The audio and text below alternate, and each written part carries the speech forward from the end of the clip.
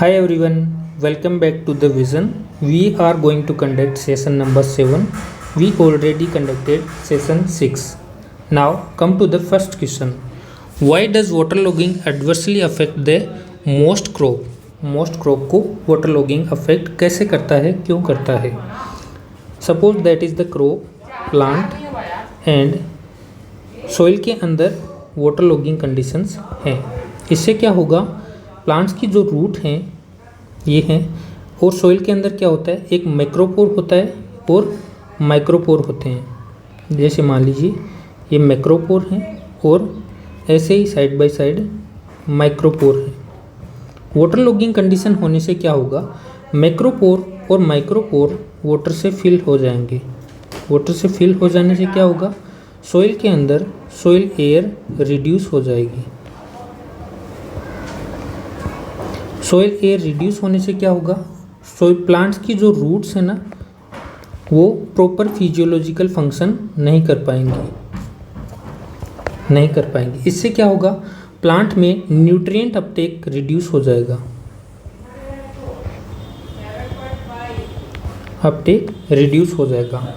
और क्या इफेक्ट पड़ेगा, प्लांट की ओवरऑल ग्रोथ कम हो जाएगी, फोटोसिंथेसिस रिड्यूस हो जाएगा, यील्ड रिड्यूस हो जाएगी. ये इसके कॉन्सिक्वेंसेस होंगे. ऑप्शंस देख लीजिए. It increases soil aeration. It is incorrect because water logging conditions reduce the soil aeration.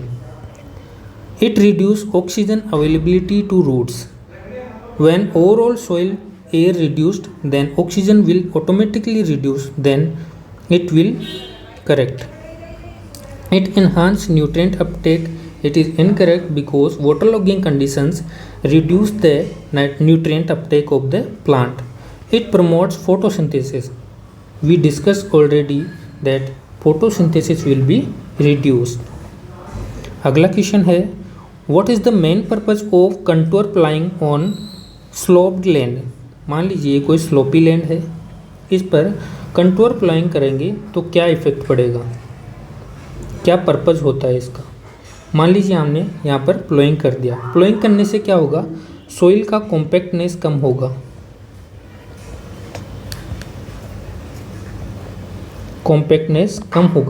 Soil compactness कम होने से क्या होगा, सॉइल की वाटर होल्डिंग कैपेसिटी इंक्रीज होगी. वाटर होल्डिंग कैपेसिटी इंक्रीज होने से क्या होगा, रन ऑफ कम होगा, रन ऑफ रिड्यूस होगा. जब रन ऑफ रिड्यूस हो जाएगा तो इससे क्या होगा, सॉइल का इरोजन रिड्यूस हो जाएगा. सॉइल इरोजन रिड्यूस होगा, इससे क्या होगा, सॉइल का कंजर्वेशन होगा. ये सारे इसके कॉन्सिक्वेंसेस होंगे. अब देख लीजिए options. To increase soil erosion. Ploughing इसलिए करते हैं कि सॉइल इरोजन बढ़ जाए. It is incorrect. Next is to reduce run off and conserve soil. It is exactly correct. Promote weed growth, गलत है. To decrease soil fertility, incorrect है. अगला question, which factor is most critical for seed germination. Seed germination के लिए कौन सा factor critical है.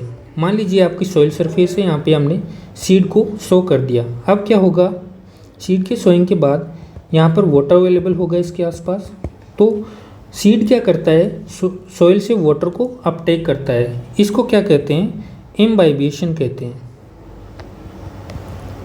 इम्बाइबिएशन से वाटर को अपटेक करने से क्या होगा, सीड के अंदर जर्मिनेशन होता है. जर्मिनेशन कैसे होगा, क्योंकि इसके अंदर फिजियोलॉजिकल एक्टिविटीज़ जो होंगी वो परफॉर्म होने लगेंगी, जैसे कि मेटाबॉलिज्म एक्टिवेट हो जाएगा. मेटाबॉलिज्म एक्टिवेट होगा. इसके अलावा और क्या इफेक्ट पड़ेगा, मॉइस्चर अवेलेबिलिटी की वजह से जो सीड का सीड कोट है वो क्या हो जाएगा, सॉफ्ट हो जाएगा, जिससे जर्मिनेशन आसानी से होगा. तो सीड जर्मिनेशन के लिए मॉइस्चर, एडिक्वेट मॉइस्चर होना बहुत ही नेसेसरी है. Why is crop diversification important for in agriculture. Agriculture में क्रॉप डाइवर्सिफिकेशन क्यों इम्पोर्टेंट है. पहले डाइवर्सिफिकेशन का मतलब समझ लेते हैं। मान लीजिए आपके पास 100 रुपये हैं। 100 रुपये से आपने क्या किया, इसको इन्वेस्ट करना था आपको। तो एक आदमी है जिसने पूरा का पूरा 100 रुपये एक कंपनी ए को इन्वेस्ट कर दिया। मान लीजिए वो कंपनी लॉस में चली गई, तो इसका क्या होगा, 100 रुपये का पूरा नुकसान हो गया, यानी कि लॉस हो गया। इससे बचने के लिए क्या किया जाता है, डाइवर्सिफिकेशन किया जाता है। डाइवर्सिफिकेशन का मतलब एक पर्सन बी है, उसके पास भी 100 रुपीज़ ही थे। उसने क्या किया, 100 रुपीज़ को अलग अलग जगह इन्वेस्ट किया। जैसे मान लीजिए 20 रुपीज़ कंपनी ए के अंदर कर दिया, ऐसे ही 20 रुपीज़ किसी और कंपनी में कर दिया। ऐसे कर करके उसने 5 कंपनीज़ के अंदर इन्वेस्ट कर दिया। मान लीजिए 4 कंपनी में इन्वेस्ट कर दिया। सपोज़ कीजिए इनमें से 2 कंपनियों में लॉस हो गया, तो इन 2 कंपनियों से प्रॉफिट होने की चांसेस अभी भी हैं, यानी कि ओवरऑल प्रॉफिट होने की संभावनाएं हैं। तो कंडीशन ए के बजाय कंडीशन बी के अंदर क्या है, प्रॉफिट ज़्यादा है। इसको क्या कहते हैं, डाइवर्सिफिकेशन। अब क्रॉप के अंदर क्या होता है, मान लीजिए आपका फील्ड है, आपने सिर्फ और सिर्फ यहाँ पर राइस उगाया या फिर कोई और क्रॉप लगाई, तो इस मान लीजिए कोई भी डैमेज हुआ, इंसेक्ट का अटैक हो गया, डिजीज़ हो गया, तो पूरी क्रॉप फेल्योर हो जाएगी। और इसी फील्ड को आपने डिवाइड कर दिया हिस्सों में और अलग अलग क्रॉप्स को लगा दिया। क्रॉप ए लगा दिया, बी लगा दिया, सी लगा दिया। अगर कोई क्रॉप फेल्योर हो भी जाती है तो प्रोबेबिलिटी होती है कि बाकी की 2 क्रॉप इसको कवर कर लें और ओवरऑल प्रॉफिट हो जाए। इसको क्या कहते हैं, क्रॉप डाइवर्सिफिकेशन। तो यानी कि रिस्क को रिड्यूस किया जाता है। तो अब देख लीजिए, it increases dependence on single crop. Single crop के ऊपर डिपेंडेंसी को इंक्रीज करता है, ये गलत है।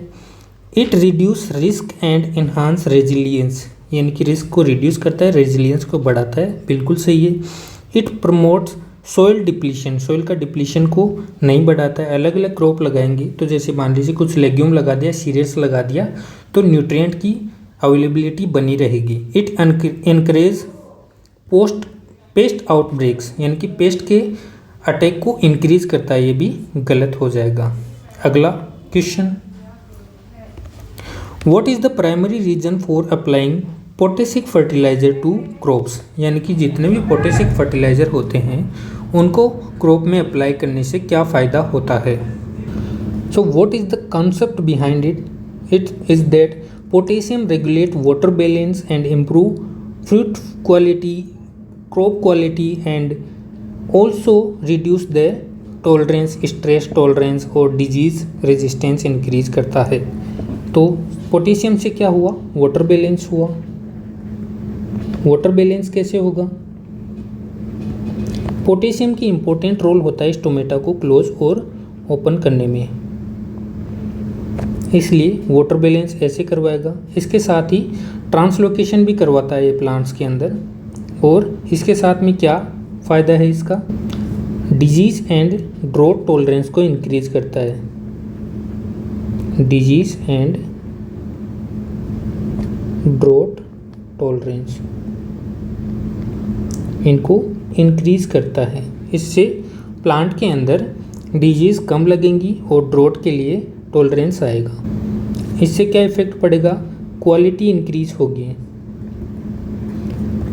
क्वालिटी किसकी इंक्रीज होगी, अगर सीरियल क्रॉप लगा रहे हैं तो ग्रेन की क्वालिटी इंक्रीज होगी, अगर फ्रूट क्रॉप है तो फ्रूट की क्वालिटी इंक्रीज होगी। इससे क्या होगा, मार्केट में अच्छी प्राइस मिलेगी और इनकम इंक्रीज होगा। ये सारे के सारे इसके बेनिफिट्स थे। अब देख लीजिए options, it enhance leaf growth. Leaf की ग्रोथ का पोटेशियम से इतना कोई खास रिलेशन नहीं है। लीफ की ग्रोथ के लिए या वेजिटेटिव ग्रोथ के लिए नाइट्रोजन रिस्पॉन्सिबल होता है। It improve drought tolerance and fruit quality, ये सही है। टू प्रमोट रूट रोट को नहीं बढ़ाता है। रिड्यूस फ्लावरिंग कर कोई इफेक्ट नहीं पड़ता है। अगला क्वेश्चन है, which soil horizon is most important for plant root growth. Plant root growth के लिए कौन सा होरिजन जो होता है सबसे ज़्यादा इम्पोर्टेंट होता है। तो सॉइल होराइजन कौन कौन से होते हैं, ओ, ए, बी, सी, एक होता है आर।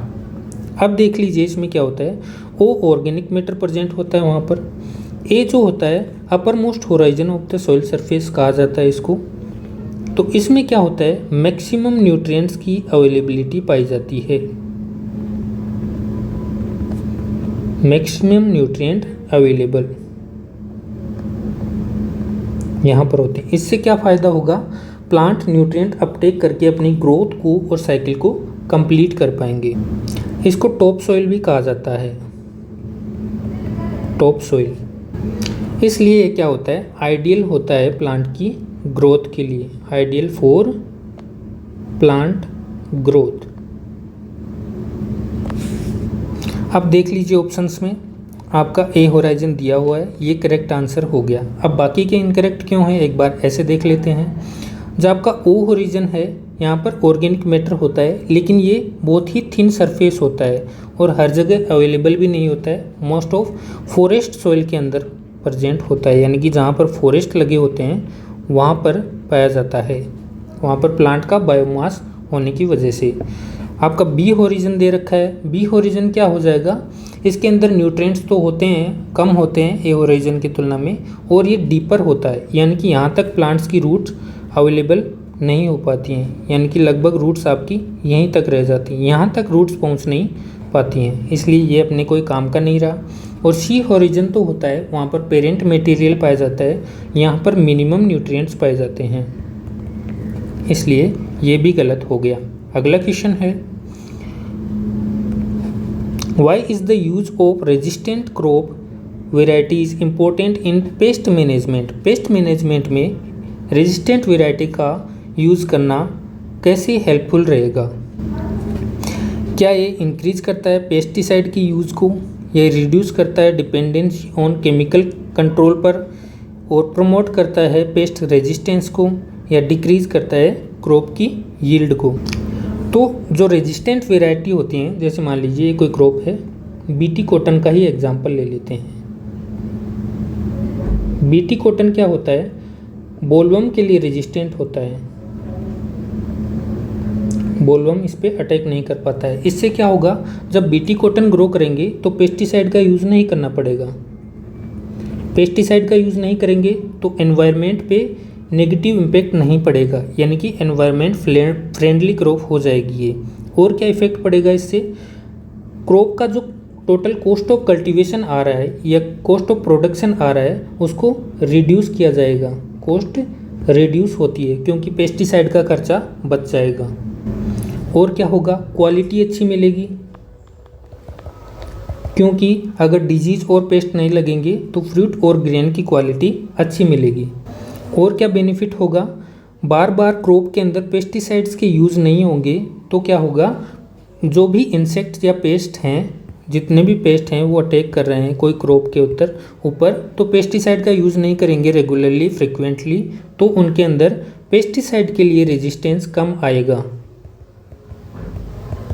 जैसे मान लीजिए कोई एक इंसेक्ट है या पेस्ट है, उसके ऊपर बार बार एक ही इंसेक्टिसाइड डाल रहे हैं, तो उसके अंदर एक टाइम के बाद रेजिस्टेंस आ जाता है। लेकिन फ्रिक्वेंटली या फिर अलग अलग पेस्टिसाइड का यूज़ करके हम रेजिस्टेंस को आने से रोक लेते हैं, तो ये उसमें रेजिस्टेंस नहीं आने देगा। देख लीजिए इसके ऑप्शंस कौन सा सही है, आपका ऑप्शन कौन सा सही होगा, reduce dependency on chemical control, chemical control पर डिपेंडेंसी को रिड्यूस करता है। अगला क्वेश्चन है, what is the main reason for pruning of fruit crop. Fruit crop के अंदर प्रूनिंग का मेन रीज़न क्या है, to reduce fruit production, fruit के प्रोडक्शन को कम करना, इम्प्रूव करना प्लांट की स्ट्रक्चर और यील्ड को, या फिर इंक्रीज़ करना पेस्ट के अटैक को, या डिक्रीज़ करना एयर के सर्कुलेशन को।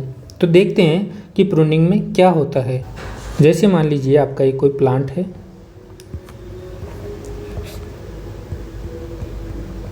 इसमें बहुत सारी ब्रांचेस हैं, ये आपका प्लांट हो गया। अब जैसे मान लीजिए कुछ अननेसेसरी ब्रांचेज भी हैं उसमें। अब क्या होगा, अननेसेसरी ब्रांचेज को हम हटा देंगे यहाँ से। इसी प्रोसेस को क्या कहते हैं, प्रूनिंग कहते हैं। तो इससे क्या हुआ, ब्रांचेज कम हो गई, तो अब क्या होगा, सनलाइट आसानी से हर हिस्से में पहुँच पाएगी। सनलाइट अच्छे से हर जगह पहुंच पाएगी तो उससे क्या होगा, फोटोसिंथेसिस अच्छे से हो पाएगा। फोटोसिंथेसिस बढ़ेगा तो क्या होगा, फोटोसिंथेसिस होने से इसमें जो फूड है उसका स्टोरेज ज़्यादा होगा, यानी कि यील्ड बढ़ेगी तो फार्मर की इनकम बढ़ेगी। तो इनडायरेक्टली कहें तो प्रूनिंग क्या है, एक प्रॉपर शेप और साइज देने का प्रोसेस है प्लांट्स को, या फिर ओवरग्रोथ को रिड्यूस करने का एक प्रोसेस है।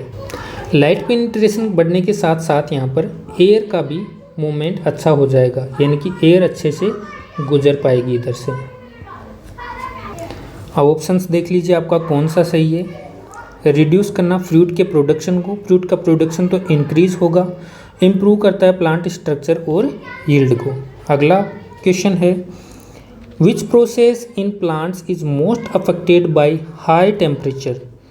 ज़्यादा टेम्परेचर होगा तो प्लांट के अंदर क्या इफेक्ट पड़ेगा, सबसे ज़्यादा कौन सा इफेक्ट आएगा, फोटोसिंथेसिस पर इफेक्ट पड़ेगा या ट्रांसपिरेशन पर, या फिर नाइट्रोजन फिक्सेशन, या फिर सीड का जर्मिनेशन।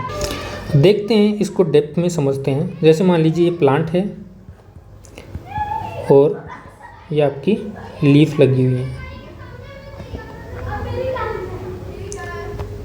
लीफ का क्या रोल होता है, मेन रोल होता है फोटोसिंथेसिस करना। तो इस सनलाइट की प्रेजेंस में क्या करती हैं, फोटोसिंथेसिस करती हैं, फूड का निर्माण करती हैं और डिफरेंट पार्ट्स में फ्रूट्स के फॉर्म में या ग्रेन के फॉर्म में स्टोर करती हैं।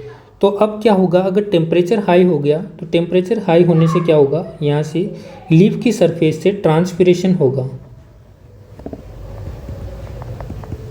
ट्रांसपिरेशन क्या होता है, जो लीफ होती है प्लांट की लीफ सरफेस से वाटर इवेपोरेट होता है, इसको क्या कहते हैं, ट्रांसपिरेशन की प्रक्रिया कहते हैं। इससे क्या होगा, प्लांट के अंदर वाटर कम हो जाएगा। वाटर रिड्यूस होने से क्या होगा, प्लांट की टर्जिडिटी यानी कि जो लीफ है उनकी टर्जिडिटी कम होगी। टर्जिडिटी कम होगी तो क्या होगा, प्लांट जो लीफ है उनका सरफेस एरिया रिड्यूस होगा, रिड्यूस हो जाएगा। सरफेस एरिया रिड्यूस होने से क्या होगा, प्लांट मुरझा जाएगा। मुरझा जाने से फोटोसिंथेसिस क्या होगा, रिड्यूस होगा।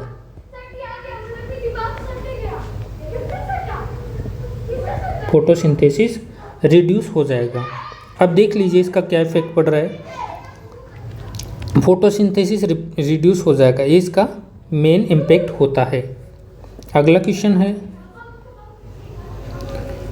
Y is organic farming considered environment friendly. Environment friendly क्यों माना गया है ऑर्गेनिक फार्मिंग को, इसके बारे में देखते हैं। सबसे पहले तो इसको देख लेते हैं, बेसिक कॉन्सेप्ट क्या है कि ऑर्गेनिक फार्मिंग होता क्या है। ऑर्गेनिक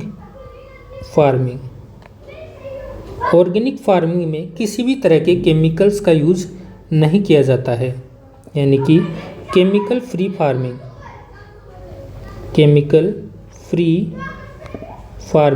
होती है। केमिकल फ्री फार्मिंग होती है, कोई भी जो केमिकल्स या फर्टिलाइज़र होते हैं उनका यूज़ नहीं किया जाता है।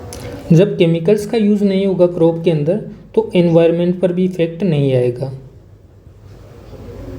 एनवायरनमेंट फ्रेंडली, केमिकल्स के यूज़ नहीं होने से इसके प्रोडक्ट्स जो मिलेंगे, जैसे मान लीजिए फ्रूट लग रहे हैं इसके, तो फ्रूट्स के अंदर भी केमिकल्स नहीं रहेंगे, यानी कि केमिकल फ्री प्रोडक्शन भी मिलेगा, जिसको ऑर्गेनिक सर्टिफिकेशन मिलेगा। ऑर्गेनिक सर्टिफिकेशन मिलने से उसकी क्वालिटी को अच्छा माना जाएगा और फार्मर को ज़्यादा इनकम गेन होगी। देख लीजिए इसके options. It relies on synthetic input, किसी भी तरह के केमिकल्स का यूज़ नहीं किया जाता है, चाहे वो सिंथेटिक हो या नेचुरल हो। It minimise chemical pollution, chemical pollution को रिड्यूस करता है। What is the primary role of gibberellins in crop production. Crop production के अंदर जिब्रेलिन जो प्लांट ग्रोथ हार्मोन होता है उसका क्या रोल होता है। तो बेसिकली जो जिब्रेलिक एसिड होता है या जिब्रेलिक हार्मोन होता है, जिब्रेलिन GA3 इसका फेमस है। तो ये क्या करता है, सीड का जर्मिनेशन करवाता है। एक तो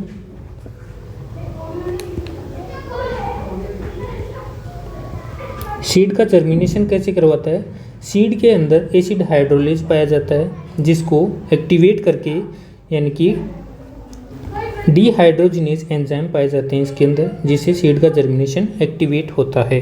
इसके साथ में ही स्टेम का इलोंगेशन करवाता है। जैसे शुगरकेन की क्रॉप है तो इसको शुगरकेन की क्रॉप में अप्लाई करने से क्या होता है, शुगरकेन जैसे ये शुगरकेन मान लेना, शुगरकेन है ये, तो इसके अंदर 20 टन पर हेक्टेयर की यील्ड इंक्रीज हो जाती है जिब्रेलिक एसिड के या जिब्रेलिन हार्मोन के एप्लीकेशन से। देख लीजिए, इनहिबिट करता है ग्रोथ को, गलत है। Promote stem elongation and seed germination is the correct. And reduce fruit size, it elongate the fruit size, not reduce. Enhance pest resistance, not correct. अगला क्वेश्चन है, why is soil testing important before fertiliser application. Fertiliser application से पहले soil की testing क्यों important है। जैसे मान लीजिए आपका फील्ड है जहाँ पर आपको क्रॉप लगानी है। अब देखते हैं सोइल टेस्टिंग नहीं करवाया हमने तो क्या होगा।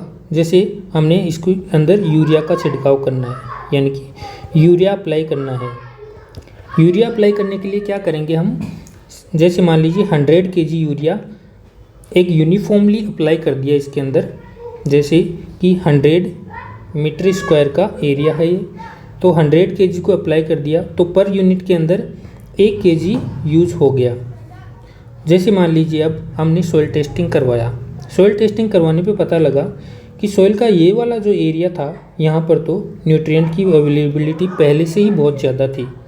ऐसे ही कुछ एरिया और थे जहाँ पर न्यूट्रिएंट की अवेलेबिलिटी ज़्यादा थी, कुछ ही एरिया ऐसा बचा जहाँ पर न्यूट्रिएंट्स कम थे। तो हम अब क्या करेंगे, सॉइल टेस्टिंग की वजह से हमें पता लग गया कि कौन से रीजन के अंदर हमारा न्यूट्रिएंट की अवेलेबिलिटी कम है, सिर्फ वहीं पर एप्लीकेशन करेंगे। तो यहाँ वाला जो यूरिया एप्लीकेशन कर रहे थे वो हमारा सेव हो जाएगा। तो इससे क्या होगा, एनवायरनमेंट के अंदर एक तो नेगेटिव इम्पैक्ट नहीं आएगा, दूसरा ये होगा ज़्यादा न्यूट्रिएंट अप्लाई नहीं होंगे। यहाँ पर पहले से न्यूट्रिएंट है, हमने और डाल दिया तो क्या हो जाएगा, टॉक्सिसिटी आ जाएगी, तो टॉक्सिसिटी से बचा जाएगा। तो और क्या फ़ायदा होगा, कॉस्ट ऑफ कल्टीवेशन या कॉस्ट ऑफ प्रोडक्शन रिड्यूस होगा। क्यों होगा, क्योंकि हम कम यूरिया या कम फर्टिलाइज़र का यूज़ करेंगे तो कॉस्ट भी कम आएगा। अब ऑप्शंस देख लीजिए इसके, to increase fertiliser cost, fertiliser की कॉस्ट बढ़ जाती है, गलत है। टू डिटरमाइन न्यूट्रिएंट डेफिशिएंसी, हम देख लेते हैं कि कहाँ कहाँ पर न्यूट्रिएंट की डेफिशिएंसी है, वहीं पर अप्लाई करेंगे, सही है। टू रिड्यूस सॉइल की फर्टिलिटी, सॉइल फर्टिलिटी रिड्यूस नहीं करता है। To promote weed growth, weed growth को प्रमोट नहीं करता है। अगला क्वेश्चन है, which factor primarily influence the rate of transpiration, rate of transpiration होता है उसको कौन सा अफेक्ट करता है इनमें से। तो रेट ऑफ ट्रांसपिरेशन को अफेक्ट करने वाले बेसिक फैक्टर देख लेते हैं सबसे पहले। जैसे मान लीजिए ये आपका कोई प्लांट है, प्लांट के अंदर ये लीफ लगी हुई है, लीफ लगी हुई है।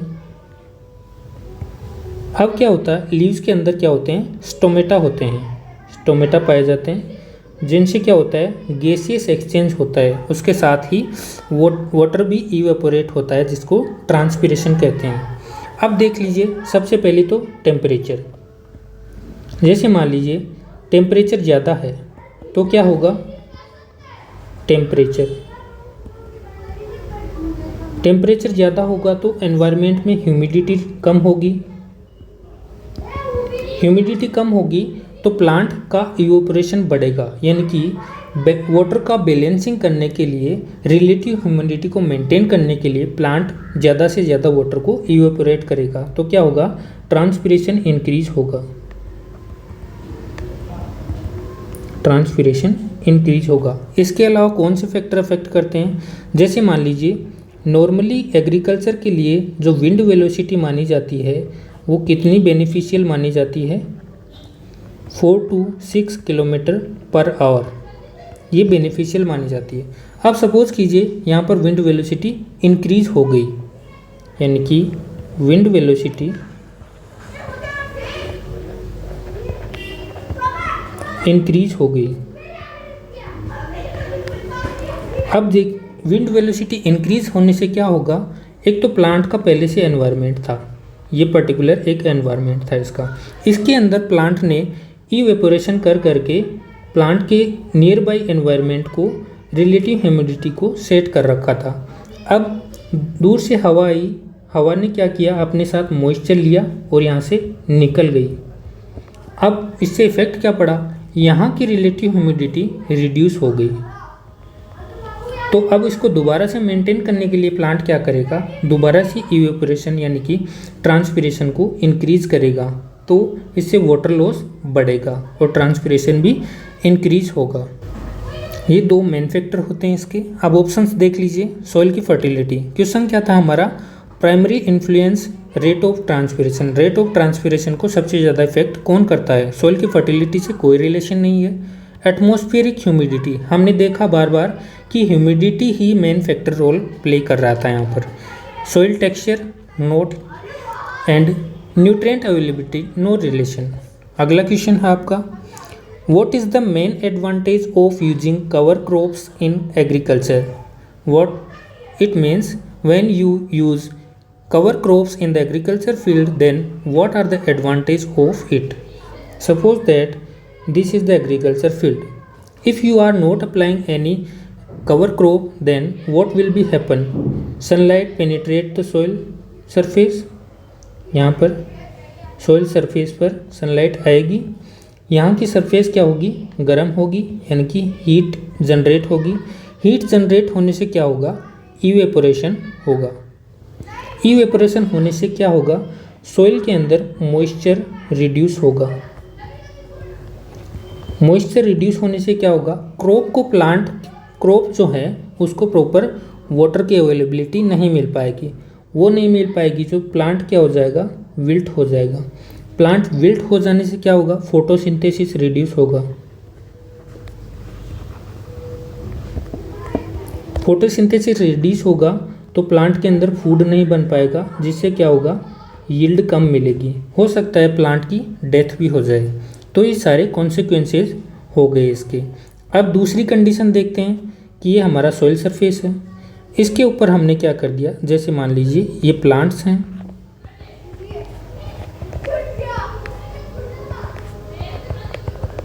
ये प्लांट्स हैं।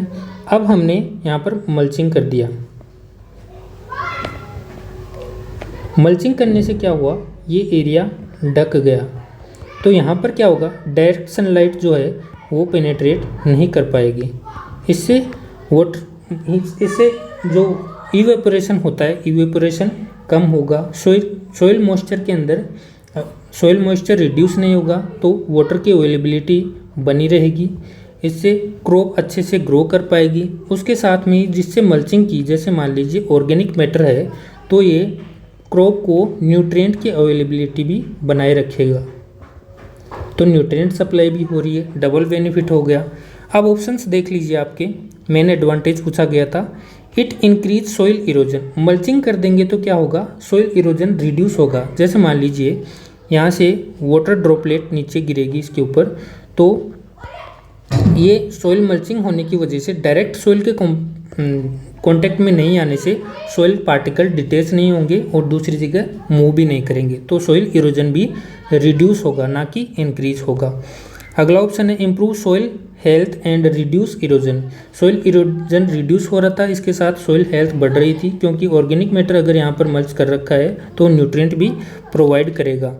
प्रमोट वीड ग्रोथ, अगर सरफेस ही नहीं मिलेगी, फ्री सरफेस नहीं मिलेगी, तो वीड की ग्रोथ भी नहीं होगी, ये गलत हो गया। रिड्यूस क्रॉप यील्ड, क्रॉप की यील्ड बढ़ेगी, ना कि रिड्यूस होगी, तो सेकंड आपका करेक्ट आंसर हो जाएगा।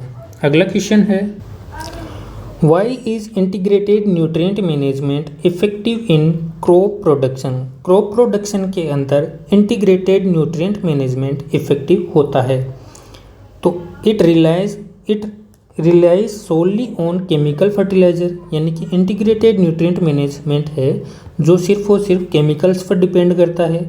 It balance organic and inorganic nutrient sources, it reduce nutrient availability, या फिर it increase soil salinity. Integrated nutrient management में क्या होता है, ऑर्गेनिक और इनऑर्गेनिक दोनों तरह के फर्टिलाइज़र को ऑप्टिमाइजली यूज किया जाता है, जिससे क्या होता है सॉइल के अंदर प्रॉपर न्यूट्रिएंट की सप्लाई बनी रहती है और सॉइल हेल्थ इंक्रीज होता है। यानी कि इसमें ऑर्गेनिक और इनऑर्गेनिक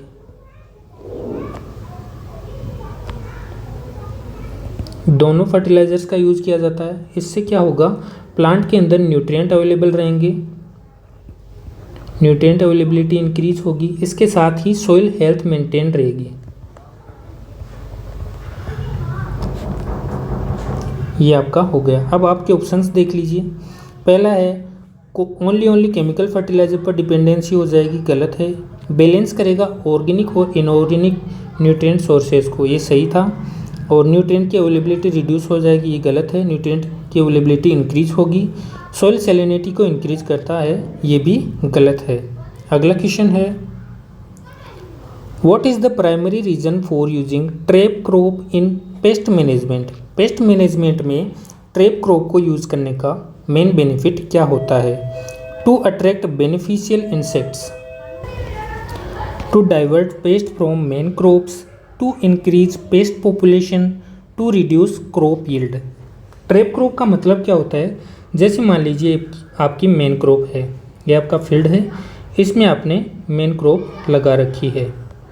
मेन क्रॉप पर पेस्ट से होने वाले अटैक से बचने के लिए आपने क्या किया, इसकी बाउंड्री के चारों तरफ आपने दूसरी क्रॉप लगा दी, जिसको हम ट्रैप क्रॉप का नाम दे रहे हैं।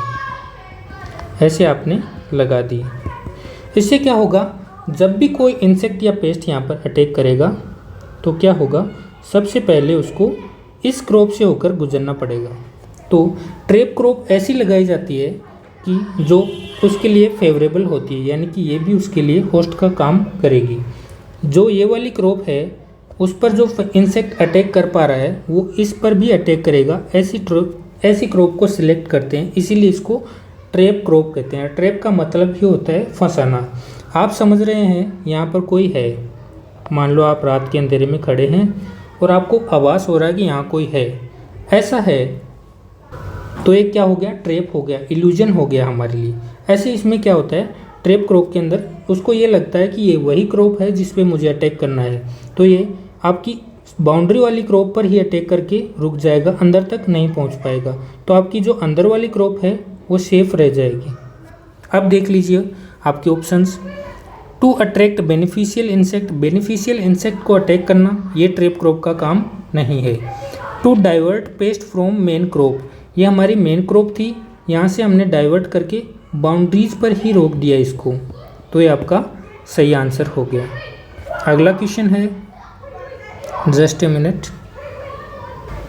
आज क्वेश्चन थोड़े ज़्यादा हो गए। विच soil characteristic is more affected by continuous delays. अगर आपको सेशंस अच्छे लग रहे हैं तो अपना फीडबैक ज़रूर शेयर कीजिए, सेशन को लाइक ज़रूर कीजिए और चैनल को सब्सक्राइब करना ना भूलें। अगर चैनल पर नए आए हैं तो आपको बता दें, इस चैनल पर आपको जो प्रोडक्टिव कंटेंट है वही देखने को मिलेगा, फालतू फालतू की बातें नहीं मिलेंगी। देख लीजिए इसमें क्या पूछा गया है, which soil characteristic is most affected by continuous delays. अगर कंटिन्यूस डिलेज करते रहेंगे एक फील्ड के अंदर तो उससे क्या इफेक्ट होगा, देख लीजिए। अगर कंटिन्यूस डिलेज करेंगे तो क्या क्या इफेक्ट आ सकते हैं वो देख लीजिए। सबसे पहले सॉइल सरफेस के ऊपर क्या होता है, ऑर्गेनिक मैटर होता है। बार बार डिलेज करने से क्या होगा, ऑर्गेनिक मैटर जो होगा वो रिड्यूस हो जाएगा, पहला इफेक्ट हो गया।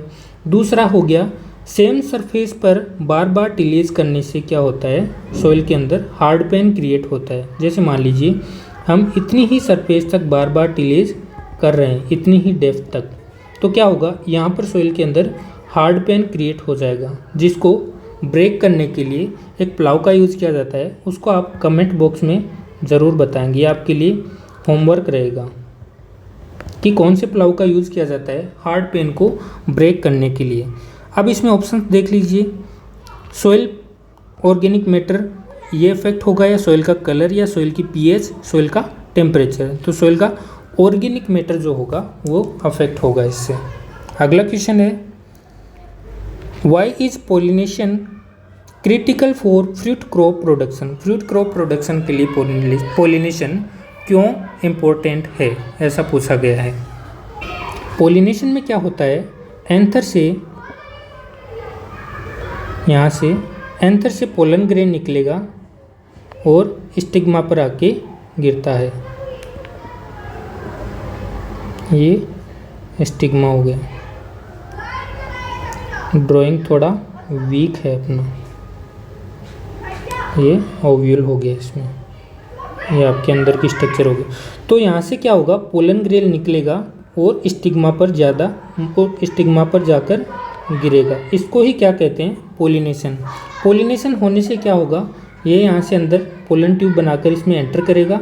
एंटर करके माइक्रोपाइल से वो एग सेल जो होती है, एग सेल को फर्टिलाइज करेगा। एग सेल को फर्टिलाइज करने से क्या होगा, इसके अंदर फ्रूट का फॉर्मेशन होगा। फ्रूट के फॉर्मेशन से फार्मर को यील्ड मिलेगी। अब देख लीजिए options. It enhance leaf growth, leaf की ग्रोथ को नहीं बढ़ाता है। It ensure fruit and seed formation, fruit और सीड के फॉर्मेशन को सुनिश्चित करता है। इट प्रमोट रूट डेवलपमेंट, गलत है। इट इंक्रीज पेस्ट रेजिस्टेंस, ये भी गलत है। अगला question, what is the main purpose of zero tillage in sustainable agriculture. Sustainable agriculture के अंदर जीरो टिलेज का क्या इंपॉर्टेंस है या क्या मेन पर्पज है। To increase soil disturbance, soil की डिस्टर्बेंस को बढ़ाना। जीरो टिलेज आया ही इसलिए था कि बिना टिलेज के खेती करना, तो सॉइल के डिस्टर्बेंस को रिड्यूस होगा, नहीं कि इंक्रीज होगा। To conserve soil structure and moisture, soil के अंदर टिलेज नहीं करेंगे तो सॉइल की स्ट्रक्चर मेंटेन रहेगी और मॉइस्चर बना रहेगा। ये आपका करेक्ट आंसर है। To promote weed proliferation, weed के प्रोलिफरेशन को इंक्रीज नहीं करता है। To reduce crop diversity, crop की डाइवर्सिटी को रिड्यूस नहीं करता है। आगे बढ़ते हैं। आज का आपका सेशन इतना ही था। मिलते हैं आपसे अगले सेशन के अंदर। वीडियो अच्छा लगा हो तो लाइक ज़रूर करें। Thank you.